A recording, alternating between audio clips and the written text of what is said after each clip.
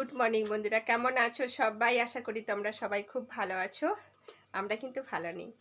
আর আমাদের ভিডিওতে তোমাদের সবাইকে স্বাগত জানালাম। তো আমার কথা শুনেই তোমরা বুঝতে পারছো যে আমাদের শরীরটা ভালো নয়। আমার ছেলের শরীরটা খারাপ, তোমাদেরকে দেখিয়েছিলাম আগের ব্লগে। আজ দুদিন হলো ব্লগ দিতে পারিনি বন্ধুরা। তো ভীষণ শরীরটা খারাপ, জ্বর, সর্দি, কাশি, মাথাটা, বিশেষ করে মাথা তুলতে পারছি না, হাতে সবসময় রুমাল, নাক দিয়ে অনবরত গলে যাচ্ছে, আর কিছু না। শরীরটা ভালোই লাগছে না, একদম বড় ভিডিও দিতেই পারছি না। তো আজকে ভাবলাম যে না, তোমাদের সাথে অনেক দিন কথাও হয়নি, ভালো লাগছে না, তোমাদের ভিডিওতেও আমি যেতে পারছি না। তার জন্য ভাবলাম যে আজকে ছোট্ট করে একটা ব্লগ দেবো তোমাদের। তো প্লিজ তোমরা আমাদের পাশে থেকো, আমরাও থাকবো তোমাদের পাশে, অবশ্যই আছি সব সময়। তো বন্ধুরা সঙ্গে থাকো। তো কি বলবো, আজকে খুব শরীরটা খারাপ লাগছে। আজকে না, দুদিন ধরে খুব শরীর খারাপ। ছেলে তো খুব ভুগছে, ছেলে খুব কষ্ট পেয়েছে। 103-4 জ্বর, ছেলের উঠে যাচ্ছে। সেই অবস্থাতেই ছেলে বলছে আমি পরীক্ষা দিতে যাব মা। আমি বলেছিলাম নাহলে বন্ধ করে দাও, আমি স্কুলে প্রিন্সিপালের সাথে কথা বলবো। না, আমি যাব পরীক্ষা দিতে। তো ওই 103-4 জ্বর নিয়েই আমার ছেলে পরীক্ষা দিতে গেছে। জানি না, ঘরে একটু কোনো পড়েনি, পড়তেও পারেনি, বসতেই পারে না, তো কি পরীক্ষা দেবো? বলছে আমি যেমন পারবো আমি পরীক্ষা দেবো, তা আমি যাব স্কুলে। তো সেখানে বসেছিলাম। তো পরীক্ষা হয়ে গেলে ছুটি দিয়ে চলে আসবো, কিন্তু হলো না। তো সঙ্গে থাকো, আরও অনেক কিছু কথা বলবো তোমাদেরকে, সঙ্গে থাকো। আজ রান্না টান্না একটু কমপ্লিট করি। এই সবে ভাতটা বসিয়েছি, কি কি রান্না করব তোমাদের সঙ্গে সব শেয়ার করব। অবশ্যই বন্ধুরা পাশে থেকো, একটা করে লাইক দিও, ঠিক আছে? সঙ্গে থাকো। আমাদের শরীরটা ঠিক নেই, এজন্য মা ভিডিও পাঠাতে পারছে না। ও, এখন কেমন আছো তুমি? একটু খারাপ? হ্যাঁ। আচ্ছা ঠিক আছে, ওষুধটা খেতে হবে। আজকে স্নান করে দেবো, ঠিক আছে? আজকে গরম জল করে স্নান করে দেবো। হ্যাঁ,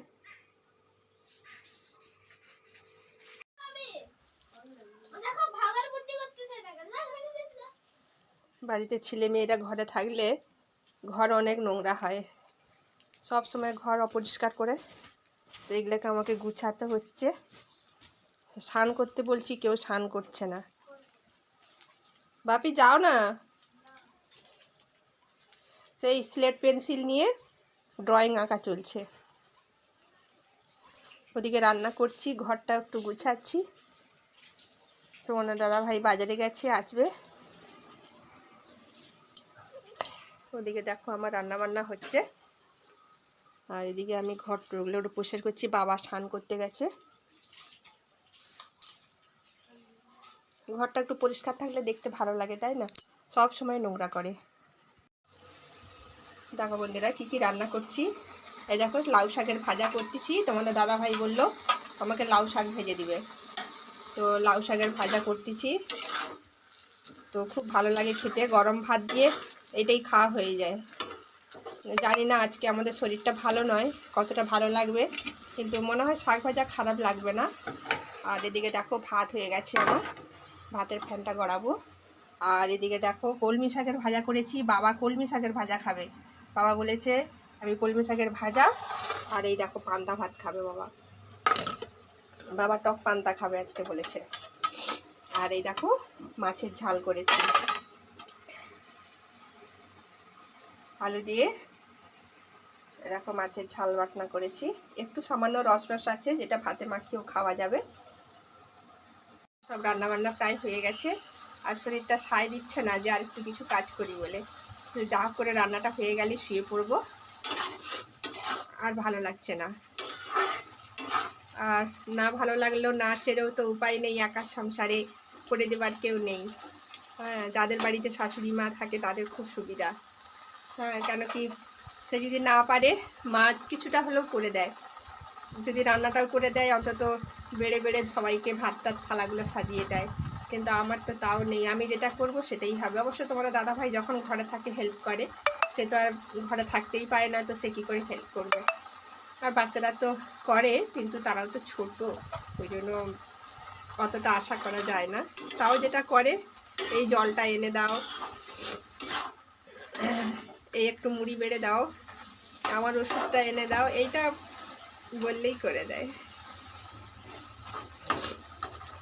তো রান্নাবান্না প্রায় হয়ে এসছে, শাকটা ভাজা হলেই হয়ে যায়। তো সঙ্গে থাকো, আবার কথা হচ্ছে তোমাদের সঙ্গে।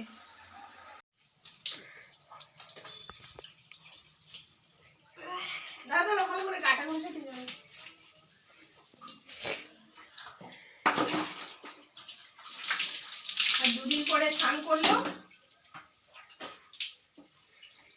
গাটা মাথাটা ধুয়ে দিতাম, কিন্তু আজকে গরম জল করে স্নানটা করে দিলাম, নাহলে কফটা বসে যাবে শরীরে, বুকের মধ্যে কফটা বসে যাচ্ছে। রান্না বান্না কমপ্লিট করে বাবাকে খেতে দিয়ে এসছি, বাবা খাচ্ছেন।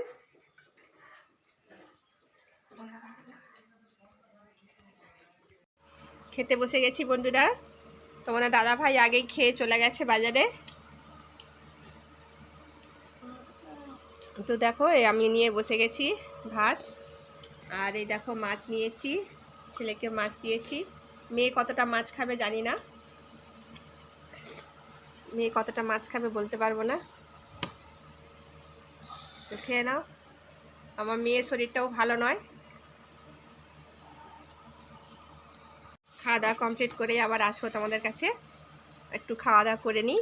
তো শরীরটা একদম ভালো লাগছে না, সঙ্গে থাকো।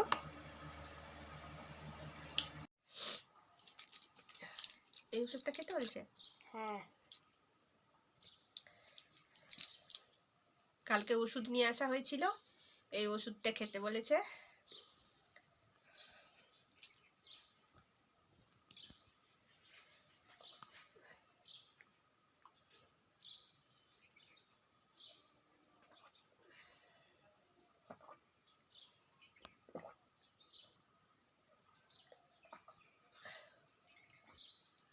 ওষুধটা কি তেতো, বাচ্চা যখন বলে তখন মনে হয় যে তুমি খাও খাও, নিজের যখন হয় তখনই মনে হয় যে হ্যাঁ কতটা কষ্ট ওষুধ খেতে। এখন কাঁপুনি দিয়ে জ্বর আসছে, ভাত একটুখানি খেলাম, কাঁপুনি দিয়ে জ্বর আসছে, তাই চাদরটা গায়ে দিলাম।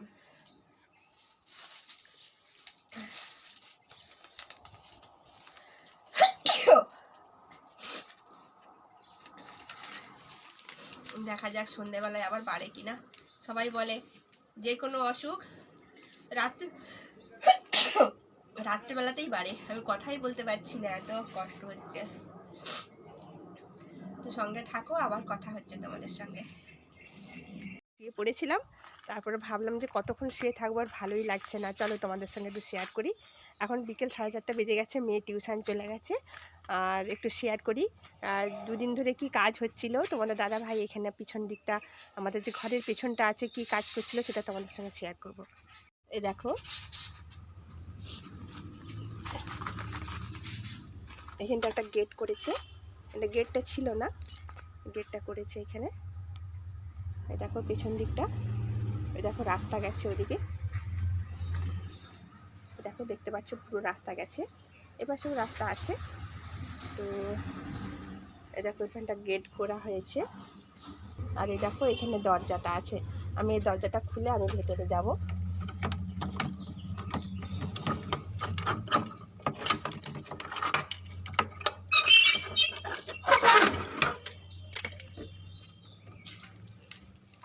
ভেতরে এটাও একটা আমাদের রুম। তো এই দেখো এটা বাথরুম, এটাই কালকে ফিট করছিল, এই দেখো। তো এটা একটা ল্যাট্রিন বাথরুম হয়েছে, তো নতুন করে বানানো হয়েছে, নিজেদের জন্য নয় অবশ্য, এটা আমাদের নিজেদের জন্য তো দুটো বাথরুম সেখানে রয়েছে, আর এটা বানানো হয়েছে ভাড়া দেওয়ার জন্য। আমাদের এখানে ভাড়াটা খুব চলে বন্ধুরা, তোমরা হয়তো জানো কি না, তো আরও দেখাচ্ছি চলো। তো এই দেখো একটা রুম আছে এখানে, এখনও ফিট হয়নি যেহেতু এখনও অনেক সময় লাগবে। এই দেখো উপরে ঢালাই করে দেওয়া হয়েছে, এই দেখো এদিকে একটা জানলা রয়েছে। এই দেখো কিছুই দেখাবার নেই, তাও তোমাদের সঙ্গে শেয়ার করছি। তো এটা কিচেন ছিল, এখানে যেহেতু আমি রান্নাবান্না করতাম, তো তখন আমাদের যেখানটা আমি এখন রান্না করি ওটা হচ্ছিল না, হয়নি তখন। তো আমি এখানে রান্নাবান্না করতাম। দেখো পুরোটাই আমার ঢালাই আছে উপরে। তো এই দেখো